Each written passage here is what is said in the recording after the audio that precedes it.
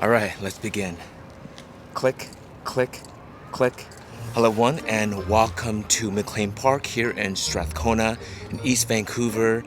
Welcome to my latest video. I am just on my way to Chinatown to take in a media brief from Fujifilm on an upcoming camera, and hence the Fujifilm X Pro 3 with a 35-1.4.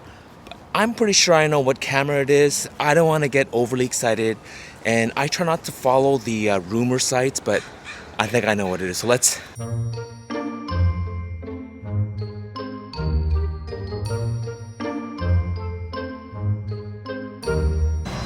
Alright, I am here at the famous intersection here that I love, and on my way up to Maxwell. I think I'm gonna take some photos here. There's always some great photo ops standing here. I mean, look at this shot right here. Click, click. Alright, I didn't get any shots because I have the 35 on here, which is like a 50, and I have to stand in the middle of the street to get the framing that I want. It's a little bit too tight, and I have to get my booth so that I can prepare for the media brief. That's the main reason I came down here. So I gotta get up in here, and today's the day I really need my booth, and so hopefully I'll get it. Okay. Okay, thank you. Oh, yeah, what is it? Look at video. Good. Oh, you look handsome, right? Thanks, Lord. All right, here we go. All right, it should have started here. Testing, testing. All right, click, click, click. Hello everyone, and now we are here at Maxim's Bakery Restaurant, and I just finished my media brief. And during the media brief, I was also eating my lunch and asking questions and seeing all my YouTube colleagues. Hello everyone. And I thought I would do a kind of a real-time reaction, meaning the conference, the media briefing with Fujifilm Canada. Thank you, Billy. Thank you, Alyssa, for that media brief. Just ended like 10 minutes ago, and I just kind of went over my notes, and I thought I would talk about it. And so let's the first thing I'm going to do is hold this, because even though it looks goofy, I know the audio sounds much better like this, right? And look at that, the little fuzzy wuzzy matches my beard here. And so the GFX 100 RF, I pretty much knew that's what was coming out, and so that's why I brought with me the GA645Zi. This would have come out late 1990s, and Fujifilm has always made innovative cameras, I would say going back the last 40 years, because their main bread and butter was making film and making paper and chemistry and making 1 hour wet labs and making like tons of things where cameras weren't really where they're making most of their money. And so that might sound weird today, but back then it was just normal. Fujifilm and Kodak, those were the two main film manufacturers globally, so they could take risks and make cameras like the X-Pan, or in Japan it was called the TX1 and TX2. They could make the Texas Leicas, that was the 6.9 version, but there was a 6.8, a 6.7, there was a 6.45. They made all-in-one medium format cameras for decades. That's kind of what they did. And so a lot of us have been asking Fujifilm since the first GFX, which came out in 2017, to come out with something like this. And throughout my YouTube as well as my Fujilove articles, I would post images of, you know, either the Texas Leica or the GA645 with one of their digital medium format cameras as a hint, basically saying, Fujifilm, we want you to make a medium format leaf shutter equipped non-interchangeable lens. Like, it's kind of weird to call these things point and shoots, but you know, what else could we call it? Like an all-in-one camera GFX, so you don't have to buy into a system. So if someone already shoots Leica or Sony or something like what the X100 was, right? There's no need to buy into the X series interchangeable lens system. You just buy an X100 and it's an all-in-one system. So with the GFX, they've always needed kind of an all-in-one GFX camera, and they pretty much made a medium format X100 with a GFX 100 RF. So I'm gonna go over my first kind of impression reactions. I have notes here. I have my my iPad here, my iPhone here. And so, first of all, the GF35 f4 lens, a lot of people complain about the lens, but they had to do it to keep it as small as possible. So, first of all, some people would have wanted a 45 f2.8 in medium format, which in 35 millimeter equivalent would have been about a 35 f2 in full frame. So kind of what the X100 is, but I think the lens would have been too big. But as well, for someone like me, as selfish as I am, you guys know I like the Leica Q series with the 28 mil equivalent lens. I mean, not equivalent, the 28 mil lens. The Ricoh GR series, which has always been 28, except for some of those limited edition uh, GR21 and things like that. So I like 28. So I think for me, they made the right decision going 35 f4. The f4 is because they wanted to keep it as small and compact with the best image quality. Since you are punching in, digitally cropping in, they needed to make sure the lens didn't exhibit any like weird issues, especially like sharpness in the corners. And so I think it's smart of them to have had it. I mean, if you're cropping in, you don't have to worry about the corners anyways, but I think it was smart for them to make it a 35 f4 for me. As well, it's compact. I haven't held it in my hand, but Billy had it in his hand during the media brief, and as well, they were comparing it to like size and weight to the XT5. I have notes, or I have a screenshot here.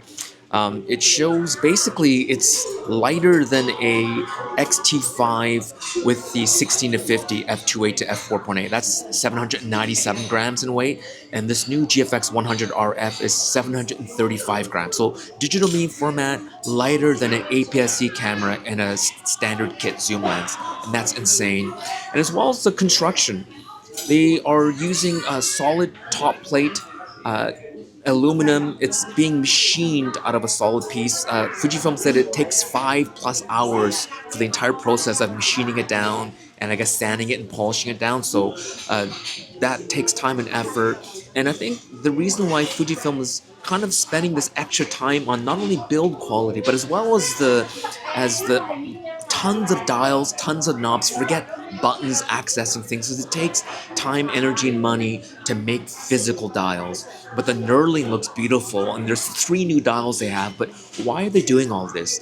It's because at 5,000 US, just under 5,000 US, or about 7,000 Canadian, you are kind of competing with the Leica Q3. Like it or not, that's kind of the sphere. Because if you said a point and shoot for 5,000 US, people think you're insane. And then you say, well, it's a medium format. Like, okay, not too bad, but still a lot of money.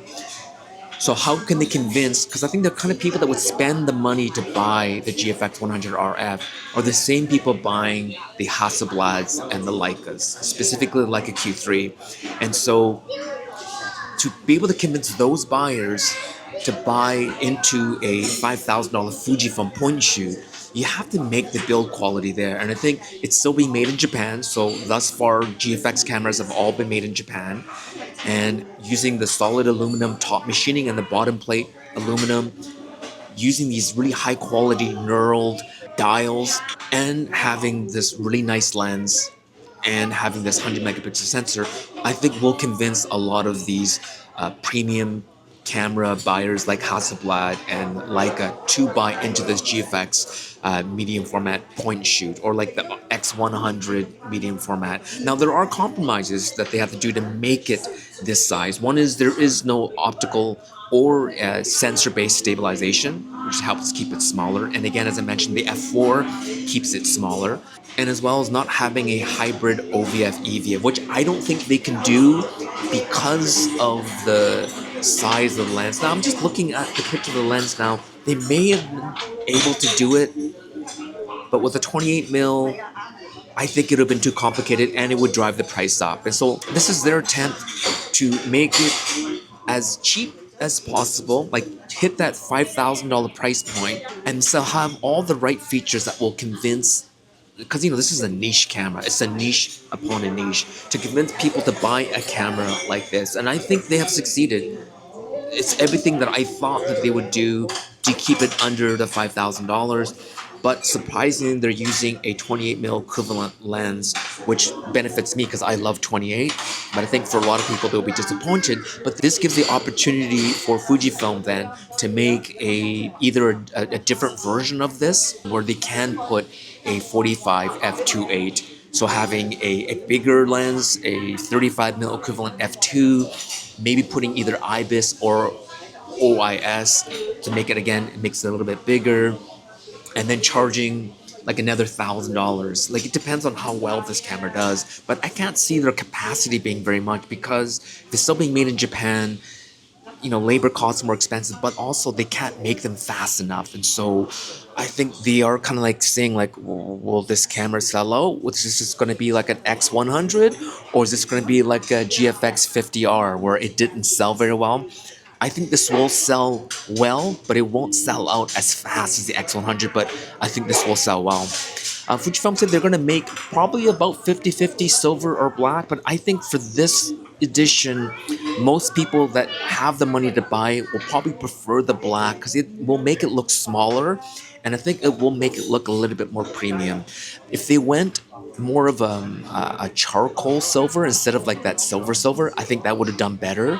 One of the cool things about this camera is their new surround view dial. So if you see the dial that in the X100 is a switch between OVF, EVF, and then the hybrid viewfinder.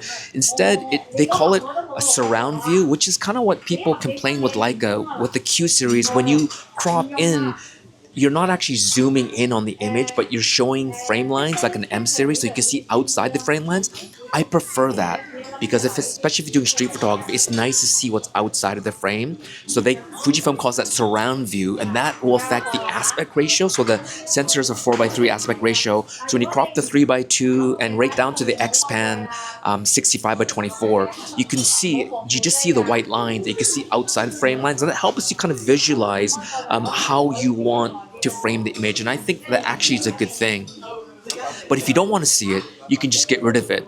And you can also do a digital zoom. So you can both do aspect ratio shift and digital zoom and just see the white lines and see outside of the frame lines. And I think that's awesome. I would probably do 3:2, and I think a lot of people do this, 3:2, and then they would punch into a 35mm equivalent, so a 45mm on GFX.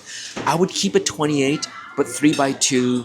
But if I want to see outside the frame lines, then I would punch in a little bit to a 45, and so be able to see as things enter and leave the frame, or like a 50mm equivalent, so like a 63mm on medium format, and then also change the aspect ratio, and then shoot it like a Leica, like an M series camera, see outside the frame lines, and be able to do aspect ratio change and digital zoom and have the choice of seeing outside the frame lines or just having it punch in. I think that's great, and there's a dedicated dial for that, and there's a dedicated dial for aspect ratio, a dedicated dial for digital teleconverter. So I think this is such a simple thing of aspect ratio, digital teleconverter, and then surround view. Those three are all dedicated dials. And I think Fujifilm did say the surround view can also be changed, like it's a custom dial, so you can also change it to something else, like maybe film simulation or something like that, but I would definitely leave it as that because sometimes you want to see outside the frame lines, other times it becomes a distraction. And so it's nice that you can on the fly switch those things. So bravo for Fujifilm. So there's so much innovation, and I find that when Fujifilm makes something innovative, the last camera to me that was really innovative was the X Pro 3 with the reverse screen. I know a lot of people didn't like it, but that's the idea of innovation, is that it is sort of polarizing. And every once in a while, when Fujifilm are forced to come up with a all-new platform, an all-new camera like this GFX 100 RF, it forces them to think outside of the box, and they really did that with this camera. So I'm super excited for this, and it's going to change the way we shoot. It's going to change the way that I shoot. I'm going to have to get used to it. But this is super exciting that there's now, you say, competition to like a Q series, although they're still quite different cameras. The Q series will still shoot quicker. This is still a medium format, so you're gonna get the rolling shutter is not gonna be that great. The Q series has a lot of potential to be able to be a true hybrid camera with video as well as stills, because now you can put microphone inputs with the Q3 via the USB-C, where this one is already ready. The RF is already ready for video, but the sensor needs to be faster readout. I still think that a 50 or even like a 60 megapixel medium format sensor that is stacked for faster throughput would create a better hybrid medium format camera. Dual card slot on this, weather sealed with the little filter you put on the front. It's a full complete system with a hood, with the adapter, with the filter, with the strap, the premium strap on here. So this is, I'm super excited. So this is just my first impressions. I don't have it in hand, but I do hope to get it soon. If you have any questions, let me know down below. But I mean, finally, we have a digital version. I mean, this is the Zi, so it has a zoom lens. So maybe even that, right? Eventually, maybe Fujifilm will make a GFX 100 RF Z, like with a zoom, maybe. But I mean, it's the possibilities are endless now. I think if this does really well, then Fujifilm, the next thing they should do is make a different lens variant. But designing new lenses takes time and effort, so maybe they won't do that. But I think that'd be great. And then different finishes maybe on it, like having a charcoal silver instead of the regular silver. Maybe changing the leatherette to a different color. I'm just looking at the leatherette now, even putting the leatherette that's it looks like it's more the X Pro 3 X100 leatherette. It'd be nice if they have that newer one on the newer GFXs, that Japanese textile look. Doing that limited edition would be super cool. Anyways, thank you so much for watching. Thank you Fujifilm for letting me in on the media brief. I also brought with me this camera here, the new Evo Wide. This I was super excited for, and this is another thing that was forcing Fujifilm to be innovative. And now finally we have a digital equivalent of something like this. And so thank you so much for watching. Thank you Maxim's Bakery and Restaurant here in Chinatown, Vancouver, for always letting me hang out in the back booth here and shooting my videos.